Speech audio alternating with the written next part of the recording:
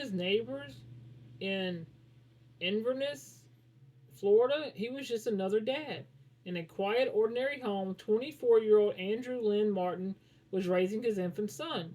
But behind the closed doors of this seemingly normal life, a nightmare was unfolding. When deputies responded to a frantic medical emergency call, they stumbled upon a scene that would trigger a 10-month investigation and expose a horrific secret of violence and abuse. This is the story of how a father became a monster to his own child, and the detectives who refused to give up on justice for a life that had barely begun. The call came in as a routine medical emergency. At the scene, deputies found Andrew Martin trying to perform CPR on his 3-month-old son. Paramedics rushed the infant to the Citrus Memorial Hospital, but it was too late. The baby was pronounced dead. At first, it looked like a terrible tragedy, but as detectives from the Citrus County Sheriff's Office started looking closer, they quickly realized this was no accident. The truth was far more sinister. Detectives began to piece together the hours leading up to the baby's death. They soon confirmed a critical fact. Andrew Martin had been alone with his son for hours before anyone called for help. As investigators dug deeper, the facade of a perfect family began to crumble, revealing a dark and disturbing reality. What started as a tragedy was now a criminal investigation, and the spotlight was fixed squarely on the father. The true horror of what happened was laid bare by the medical examiner's office. An autopsy revealed that the infant's cause of death was multiple recent blunt force injuries. Even more disturbing, the examination uncovered numerous other injuries, all in different stages of healing. This wasn't a single tragic incident. It was a sustained pattern of violence. The evidence painted a chilling picture of the suffering this 3-month-old had endured in his short life. A separate examination by the Child Protection Team confirmed these findings, corroborating that the baby had suffered a multitude of abusive injuries. Armed with this gut wrenching medical evidence, the Citrus County Sheriff's Office Criminal Investigation Division launched an exhaustive 10-month probe. Building a case like this requires immense patience and precision. Detectives worked tirelessly, collaborating with child protective officials and meticulously combing through medical records to build an airtight case against Martin.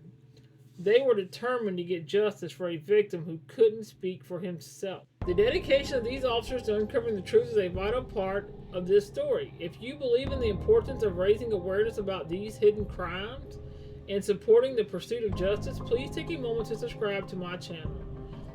Y'all's support helps me continue to shed light on these critical cases.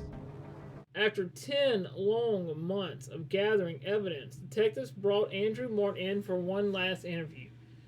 Faced with undeniable medical reports and the timeline of events, Martin's story completely fell apart. He made statements that detailed several instances where his own actions would have caused the horrific injuries found on his son. He also confirmed he was the only one with the infant in the hours before his death. The monster next door had finally confessed. And now he stopped the vomiting process. So he was still burping, but he wasn't, vomiting, and all of it was coming out of him onto his Pampers and onto his body like that. So. And so that's been more of a change. It's been more of a change over time, but it was a good change. It wasn't a bad change. Gotcha. It went from bad to good. So I picked him up, made sure everything was okay. I burped him like this. Mm-hmm. He burped perfectly fine. Everything was good. I decided to wrap him up, swallow him up. Mm-hmm. So I picked him up. He was good. He looked like he was falling asleep over here, which is why I made the decision to put him in his room. Okay. I don't normally keep him out here. It's not a comfortable position. Yeah.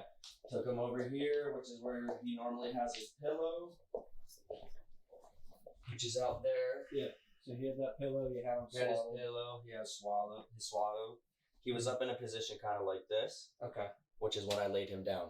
Gotcha. Straight up. Perfect. Had his binky. He was okay. Mm-hmm. Went outside. I continued to play my Xbox. Mm-hmm. When I came back in the room to check on him, his head was twisted this way, towards the right, facing the window. Mm-hmm. Still swaddled up, and he was doing the gasping thing. Okay.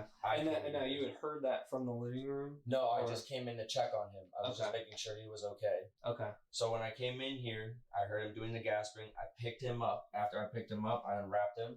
I started beating on his back to make sure he wasn't choking on anything. Yeah. And he was on this side of my shoulder, so I was like this. I faced him to me, which is when I saw him turning purple and blue, not breathing. I called Sarah. I had my phone on me. I came out of his room because there's obviously not space in here. I brought him out to the living room. She told me to land down on a flat surface, so I brought him right here in the middle. She told me to put one hand under his neck, kind of like this. Yep. So I had him like this, kind of levitated with his head tilted back. Right. 2 fingers just in the middle of his cervix, I believe is what it was called. And it was 1, 2, 3, 4, and just until his chest rised. But it wasn't immediately, 1, 2, 3, 4. I did that. It was the 1, 2, 3, 4, kind of like 5 or 6 times. And then she told me, do the 2 breaths just until his chest rises. Okay. Which is when the deputy came. I had to leave him here because my door was locked. So I left him here. I got up. I ran to the door. I unlocked the door. The deputy came in running behind me, I believe, with an EKG. I ran next to him on this side. Now I'm on this side. He's over here. I'm continuing to do the CPR as I was instructed. So as soon as he ran in the door, I let her know. And that's when we stopped contact. And he picked him up and ran out the door with him. Gotcha. Okay. All right. Perfect. Appreciate you going through this with us again. So you were pretty much done playing then, and then you were just going to go It was on pause, so I just decided to go check on him. Oh, okay. Gotcha. You playing online or doing just a regular career? Oh, okay. Okay. Is there anything else you guys need? I think that's good. The only other question I got, when you were over here and he was laying here, he was feeding, you said when he was done, you just grabbed him like this and picked him up. Was that like exactly how you 2 hands, obviously 2 hands, picked him up, brought him on, patted his back, hand under his neck, kind of the way that they told us to do it in the hospital. I didn't know any other way. Right. And that's how you always burp. That's how I've always burped him. Other than that, if I couldn't get him to burp like that, it was put him on my shoulder. And that's why I thought in that room, put him on my shoulder and start beating on his back. Could you demonstrate the burping again? Just so. Yeah, not a problem. So obviously, I put him on my knee, hands on underneath his chin, and just like this, and I just burp him. Okay. And he burps perfectly fine. Now, obviously, before when I couldn't get him to burp, I'd have to pick him up, put him on my shoulder, really get him to burp it out. Gotcha. Okay. Other than that, everything was starting to get better. This case doesn't go away. We have injuries that we need to get explained. Do I think anybody wanted to intentionally hurt this young child? No. I mean, I don't want to believe that I hurt his ribs. Genuinely, like from the way I grabbed him or anything. And I don't believe I did grab him rough at all, or from whatever happened in that morning from when I grabbed him, if I did anything wrong to him, because I don't remember him hitting anything. I don't remember anything of that sort to cause a traumatic experience other than maybe from when I ran around the house with him, or if I set him down on the floor too hard, or if I grabbed him too hard. Those are the only things that I could possibly think of that would do those things to him. The extent of the injuries, it would be a noticeable event. It would be something that you would say, yeah, I recall that. It's something that would have been significant. So it's not from CPR. It wouldn't be from back pats.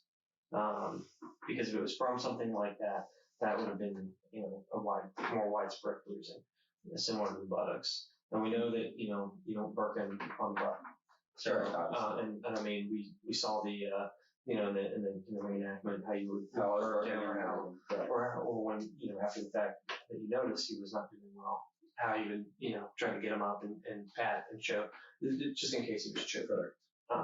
So it's obviously not from that. When you woke up, did you change him? When I woke up,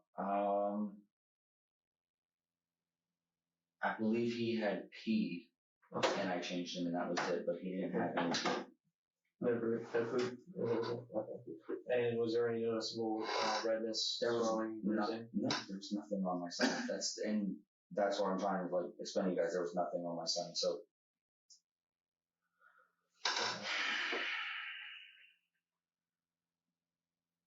So then, like, we're trying to figure out, our time frame is, that 2-3 hour window then of what possibly could explain those injuries. I couldn't see my son in the ambulance because you guys wanted to question me. You questioned me. I gave you your answers that you wanted and you needed because I'm trying to help you understand what happened to my son. Because I want to understand what happened to my son and she needs to understand what happened to my son because she needs to stop stressing out. Okay, then all I can ask you to do is sit here and try to help us. I will explain everything to you as I'm trying to. I'm not attacking you. I'm going to tell you the utmost truth of what I have and what he has, and explain that there's only technically one or two things that could have happened. Okay, these injuries that occurred that we found, injuries to his brain, okay, the blood on his brain, and some of these broken ribs happened sometime that morning. Okay, there's only two of you there that morning. I don't think either you or Michelle hurt him at all intentionally to cause harm to Zayden. I don't think that. I don't genuinely recall anything happening. I can't remember if we set him down too hard, I set him down too hard. I don't know. I don't remember anything. I mean, like, no, nothing. We didn't even fight that morning. It was a great day. It was honestly one of the best days that we've had. To start out the morning? To start out in the morning, yeah. So I woke up when I heard her doing what she was doing, which was leaving, going for her work for the day. I said goodbye, I love you. She said, I love you. I asked her how Zayden was doing. She said he was doing okay. He was lying down, and I went back to lay down. And then when I woke up, that's when I fed him.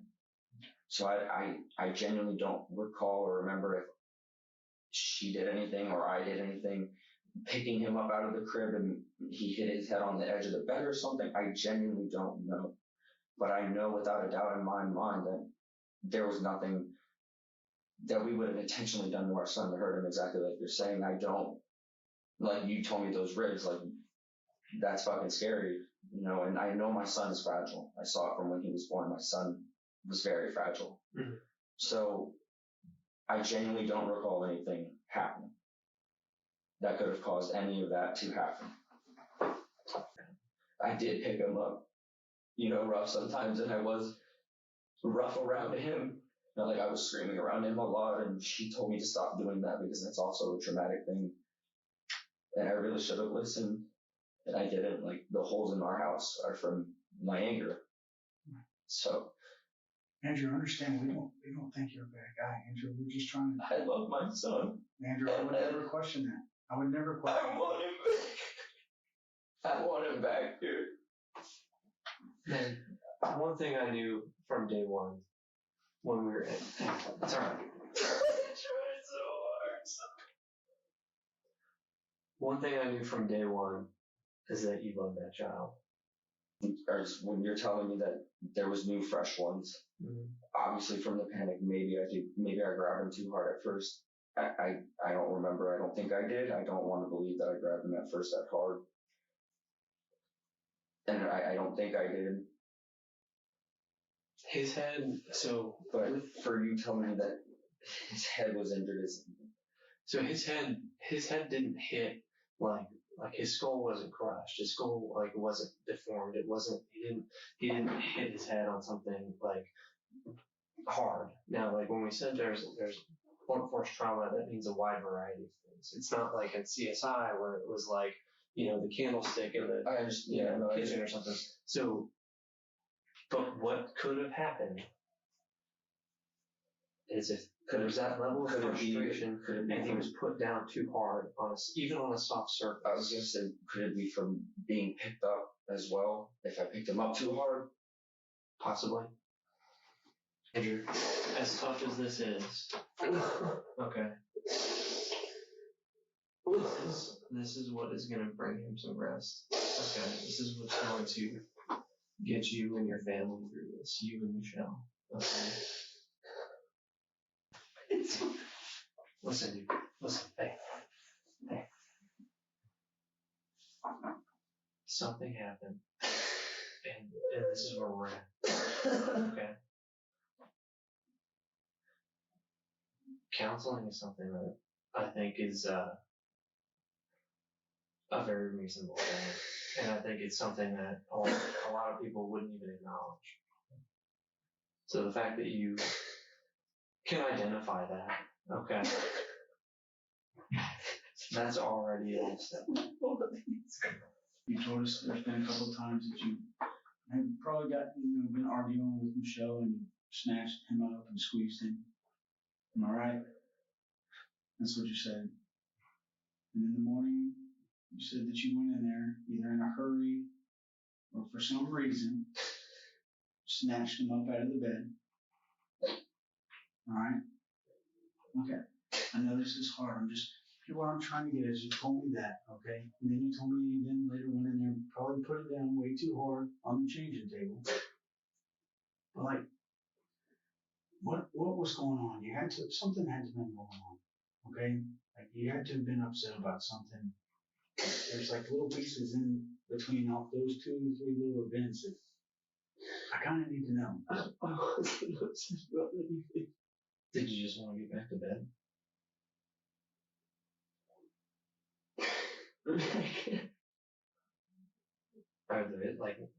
Did you get on to play the video game after that? The TV was already on for me, feeding him and him watching TV with me. Mm-hmm. So I just happened to turn the Xbox on and start playing Xbox when I laid him down in the crib. Mm-hmm. So I can continue to check on him since I was already awake. Andrew, you said you put him down pretty hard, right? And when you did put him down, you said he made a noise.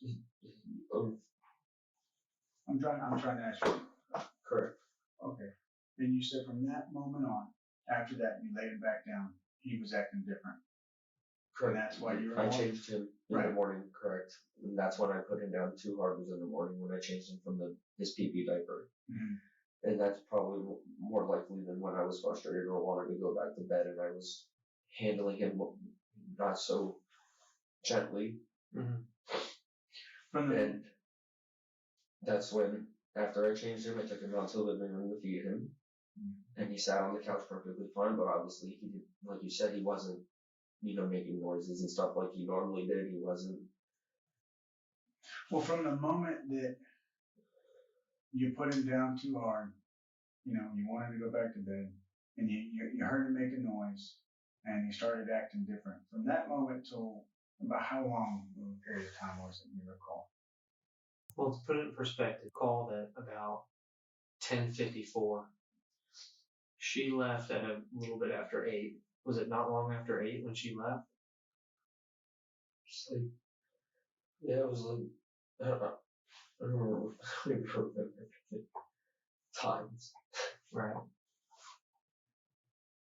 I just remember when she left, I lay down for a little bit longer. I got up, took care of him, changed his diaper. That's probably when I put him down too hard on the changing station. When I changed his diaper, picked him up, brought him out to the living room, I fed him. Is when you put him down too hard on the changing table, is that something that could explain the bruising on his lower end, on his buttocks? That I do not know what the hell that is from. Okay. And I'm not. I don't. I know I put him down that hard that day, but he only had pee. So I really didn't even have to do anything. It was really just a wipe situation, and that was it. And put on his new diaper and feed him. Did you spank him at all? No, and I didn't see bruising on him either from when I picked him up out of the crib. So I genuinely didn't think I was picking him up rough or anything. Well, I mean, it was more than what it should have been. But like we said, frustration and things like that, and new parents, it's tough. So with the circumstances and things that have unfolded and how the medical examiner ruled everything. Okay. His death is listed as cause blunt force trauma, and the manner is homicide. Okay. So what that means is there was an act that took place by another person that led to his death. Okay. So what's going to happen next? You're going to be arrested for manslaughter. This is not murder. This is not you intended for this to happen. Okay.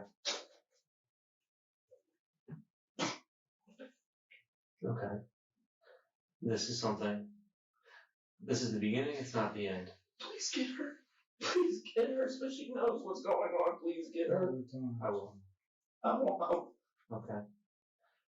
So this is what's taking place. This isn't the end, this is the beginning. Okay. This isn't the end all be all. Okay. You understand? Yes. Okay. You don't know. Can you twist this one? Yeah. Feel better? How's that? You good? Yeah, one second. Right? She's not on this, right? So I remember the morning you woke up first and fed Zayden. I didn't do that. Okay.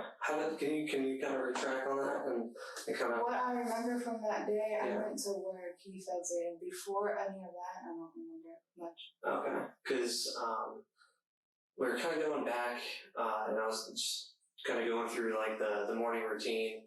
You said usually he would wake up around like 6, Yeah. or from 6 to 8, and you'd feed every like 2 hours, like 2 ounces. Does that sound right? Okay. And so that was your first day going back to work. Mm-hmm. Okay, so you were waking up and just doing your thing to get ready. Yeah. So was Aiden awake before you left for work? Yes. Okay. How was he doing? He was good. Was he crying? Was he? Mm-hmm. Did he seem awake? Did he seem like lethargic? Yeah. He didn't seem like overly tired or out of like a personality difference, I guess you could say. Not that day, no. Okay. What do you mean by not that day? Like before the days, yes. Okay. Like which days were those? The day that he came back from his grandparents. Okay. And he was with you guys for like 2 or 3 days before he came back? He went to his grandparents and then he came back and he was with us for, like 3 days or so. Okay. Mm-hmm. And he had just had a doctor's appointment the day before too, right? Yes. The day before, couple of days before. I can't remember. Okay. Yes. And so, like those days, when he went to the doctor, because I think we pulled all the doctor stuff from all his different appointments and all. Yeah, so you got to do it. Yeah, so he was doing okay then. So after the doctor's appointment, did anything seem like out of character for him? Like, was he more well, quiet? at the doctor's appointment, he was hot. He kept being hot. And, they took his temperature and there was nothing.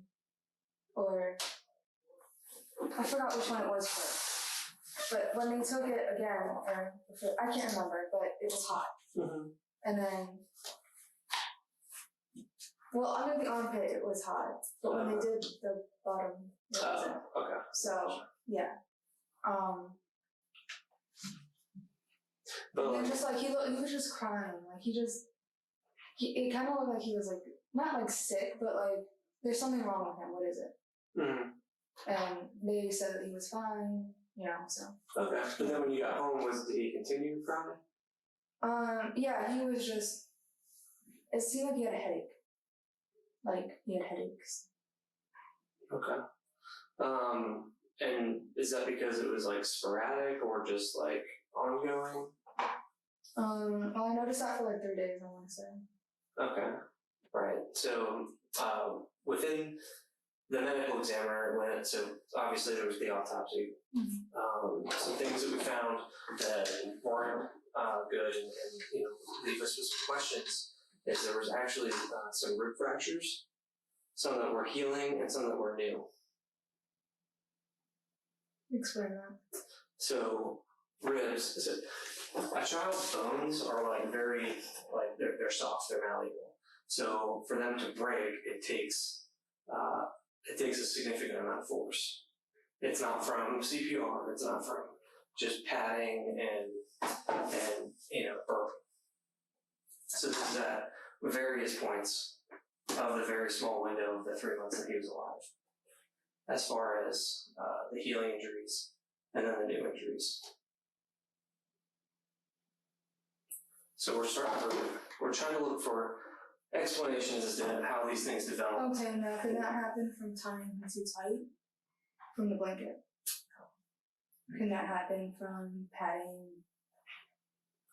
Now the only way I see that happening is when he was dying, because Drew did say he hit him like. But that wouldn't explain the healing in the different stages. And the only other thing I could think of is his parents. Okay. So I was with him the whole time until that day I went to work. Right.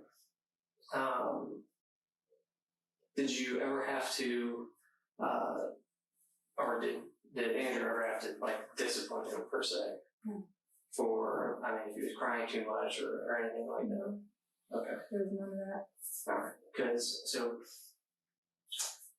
along with the rib fractures, and these are, like I said, they're varying times. It's from start to finish. Okay. Is the range of these healing bones. There was bruising on his in a linear fashion, which would be possibly consistent with a hand.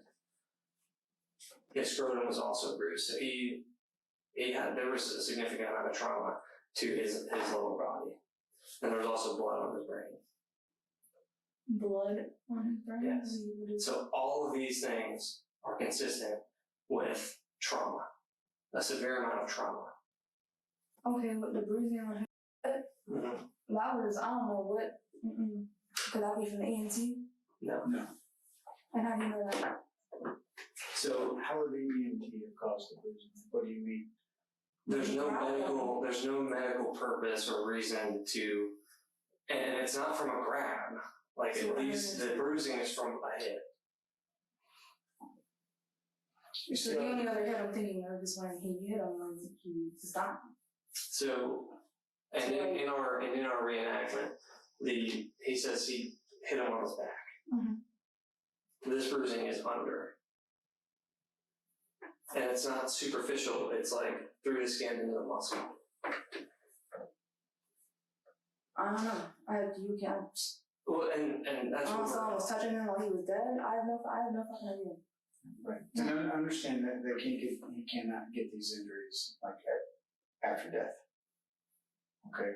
And the different stages of the healing on the rib fractures, they go back.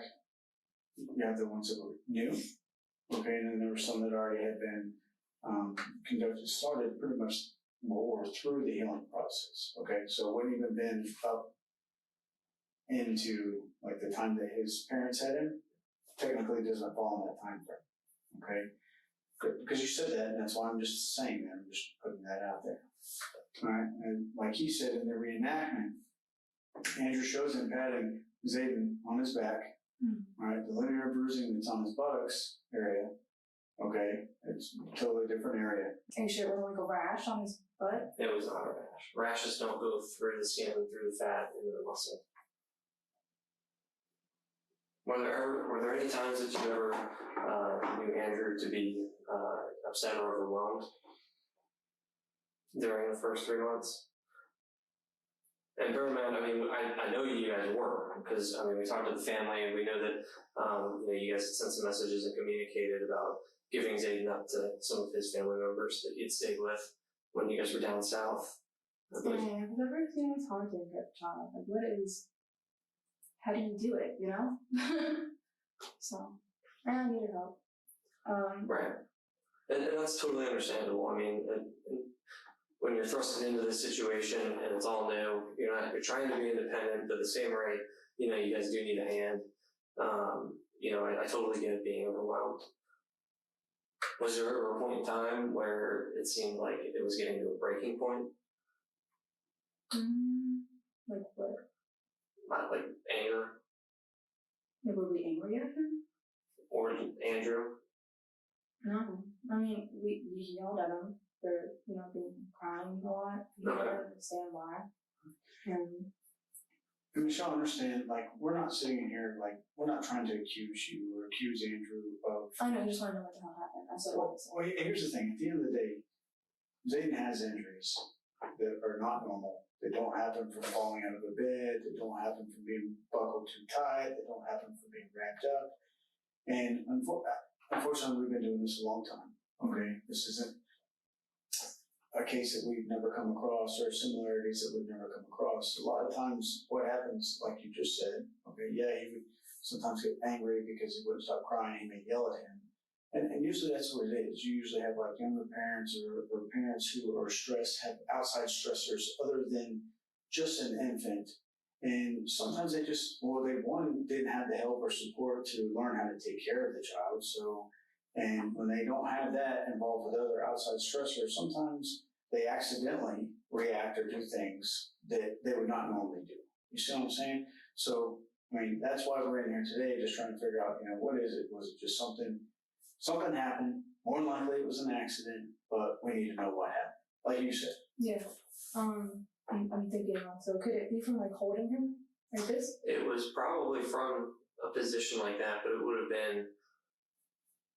have been just holding him though. It would have been a squeeze. It would have been a squeeze entirely too hard.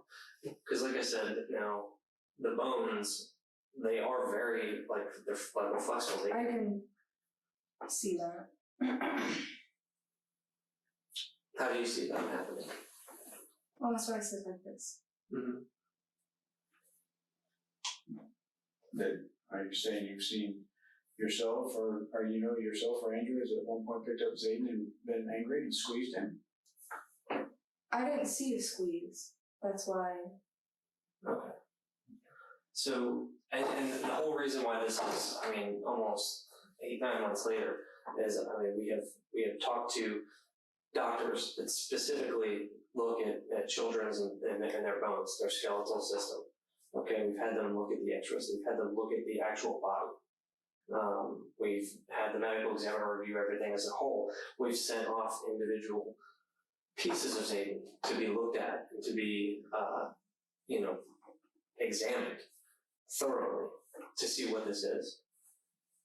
And none of this is going to be like, a simple holding or a simple patting, unfortunately. I'm fine. Okay. Yeah. So here's the thing. With the way this is ruled and looked at and been examined and been taken apart piece by piece, like the whole case has been looked at. This isn't something that's going to go away. This is something we have to look into and have to find a reason for it, have to find an answer to for Zayden. Because what happened was not, he should have lived.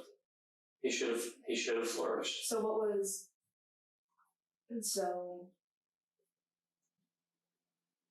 The cause of death is blunt force trauma. The manner is homicide. This is a case that's not going to go away. We have to determine what happened to him. And the best help that we have is you guys. Now, do you guys just know what you are told? What do you mean? Or have you investigated, the doctors do all this, right? Yes. And you just get the paperwork? No, I was at his autopsy. Okay, so you saw. I physically saw his blood on the ground. I physically saw the fractured ribs. And they said that was the case? Yes. That happened to us. And this is unfortunately not our first death of a 3-month. I think we've had, I think we're at 4 this year. Yeah, and no, I actually physically transported Zayden to have him further testing done, and I watched the other testing done, which also included multiple extra x-rays that they don't normally do. So yes, this is something that we were both part of the entire time, and we're there hand in hand. So everything we're telling you, like we've seen, we know, we just need to know why and how. Because like we had talked about the day of, this SIDS, was this a health issue? And all of that has been ruled out. We have to determine what the mechanism was and what happened to him. Is Aiden rolling over anything on his own yet? I've seen him do it. Not necessarily like rolling over, but he does move a lot. Okay. He likes to kick. He likes to move his hands. Sometimes I've walked in there and I've burrito wrapped him and he's completely out of the blankets. I don't know how he does that. But I've never seen him like rolled over facing down or anything like that. So, and when you went in there this afternoon, he was still laying on he was still laying on his back, binky out, and he was kind of like, it was like he was gasping for air. Like he was like, and like that's not, I've never heard him do that, so it wasn't normal for me to hear him do that. So I panicked, picked him up, started patting on his back and stuff, fucking freaking out. When you noticed him, did you call? I called Sarah first. Okay, so you called Sarah first? Yeah, I probably... And who's Sarah? Is Michelle's mother, which is his grandmother, Satan's grandmother. I was panicking. I didn't know what to do. And where does Sarah live? Does she live somewhere close? She lives in Ocala. Okay. And they're the closest relatives we have here. Who is that? Is Michelle's father and mother. And they live together in Ocala? Correct. Why do you think you called Sarah first? Just ask. It's not like you did anything. I honestly, because I didn't know what to do, and she has Michelle's daughter, because Michelle has another daughter. Okay. She had a custody battle with her ex-boyfriend or something like that. And how old is that? She's 3 or 4 years old now.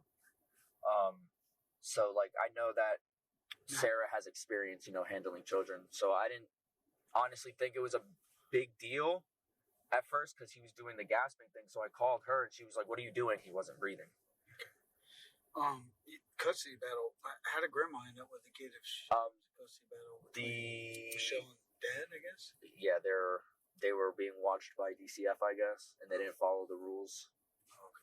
So they removed the custody from her and the father, and I guess her parents didn't want to see her go off to a stranger's family, so they adopted her daughter.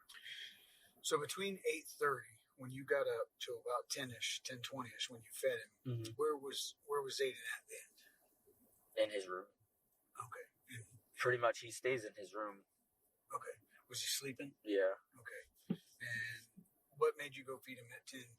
It was just like a checkup because I didn't hear him on the monitor, and normally I do. So it was just, I was playing my Xbox. I was like, let me go check him. I got up. I went in there to go check him, and he was doing the wheezing thing. Oh, okay. No, I know. But you said you fed him at 10-ish, but you said he was sleeping between 8:30 and 10-ish?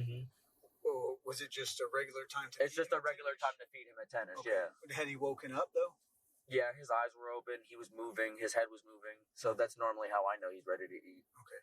And how was his, His eating? Did he wake up? So he ate fine? He ate perfectly fine. Didn't seem like a fussy or champ. anything? No. Okay. Patted him on the back. He burped fine. He didn't spit up this time, which was relatively new to me because normally when I pat him on the back before he was spitting up. Right. So I guess he finally stopped doing that because of this formula. When do you guys change formula? Yeah, but that was a while ago. Oh, okay. For how long? I'd say last month. A month ago? Yeah. Okay. What kind of baby is Aiden? Is he good, quiet? Is he Very fussy? quiet. Very quiet. Very good kid. The only time he gets fussy is when he needs his diaper changed or he's hungry. That's it.